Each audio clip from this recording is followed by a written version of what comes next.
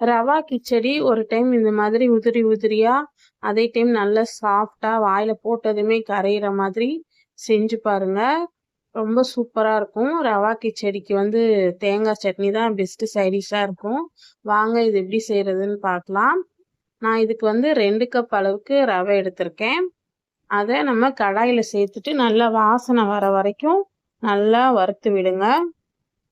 இது வந்து ஒரு 5 நிமிஷத்துக்கு நல்லா கைவிடாம வறுத்துட்டு ஒரு பிளேட்ல கொட்டி நம்ம ஆற வச்சு எடுத்துக்கலாம்.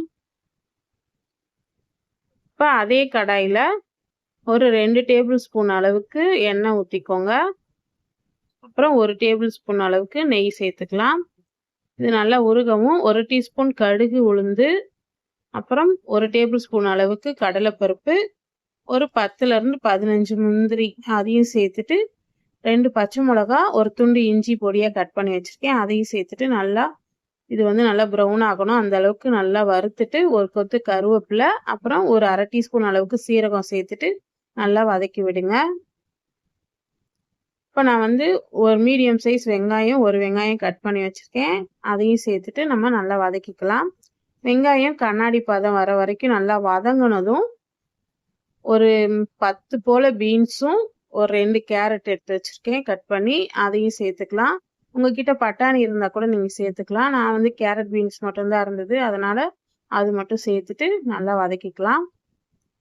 இப்போ இந்த காய்க்கு வந்து கொஞ்சமாக உப்பு சேர்த்துக்கலாம். ஒரு 1/2 டீஸ்பூன் அளவுக்கு உப்பு சேர்த்துட்டு வதக்கி விட்டு இப்போ இதை மூடி போட்டு ஒரு 10 நிமிஷம் அப்படியே மீடியம் ஃப்ளேமில் வச்சு வேக விடுங்க. 10 நிமிஷத்துக்கு அப்புறம் காய் வந்து நல்லா 3/4 பாகம் வெந்து வந்துடும். அப்புறம் இதில் வந்து ஒரு 1/4 டீஸ்பூன் அளவுக்கு மஞ்சள் தூள் சேர்த்துட்டு நல்லா கலந்து விடுங்க. இப்போ 1 கப் ரவைக்கு நம்ம 2 கப் அளவுக்கு தண்ணி சேர்க்கணும். இப்போ தண்ணி சேர்க்கறதுக்கு முன்னாடி ஒரு தக்காளி பொடியாக கட் பண்ணி வச்சுருக்கேன், அதையும் சேர்த்துட்டு நல்லா வதக்கி விட்டுட்டு இப்போ தண்ணி சேர்த்துக்கோங்க. தண்ணி வந்து நான் 4 கப் அளவுக்கு தண்ணி சேர்த்துக்கிறேன். 1 கப் ரவைக்கு 2 கப் அளவுக்கு தண்ணி, அந்த மெஷர்மெண்ட்டில் நீங்கள் சேர்த்துக்கோங்க. இப்போ 4 கப் தண்ணி சேர்த்தாச்சு. இப்போ நம்ம இதுக்கு கொஞ்சம் உப்பு போட்டுக்கலாம். முன்னாடி காய் வதங்கும் போது வேறு உப்பு போட்டோம். இப்போ நல்லா இந்த மாதிரி ஒரு 2 நிமிஷத்துலேயே நல்லா கொதி வந்துருச்சு.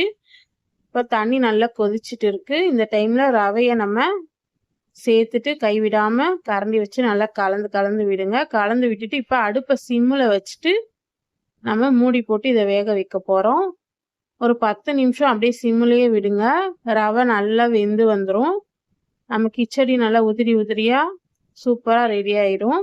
நீங்கள் இந்த மாதிரி செய்யும் போது ரவா கிச்சடி ரொம்ப சூப்பராக இருக்கும்.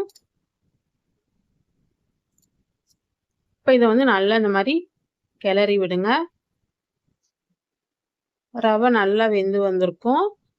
இப்போ லாஸ்ட்டாக நம்ம கொஞ்சமாக கொத்தமல்லி தழை தூவிக்கலாம்.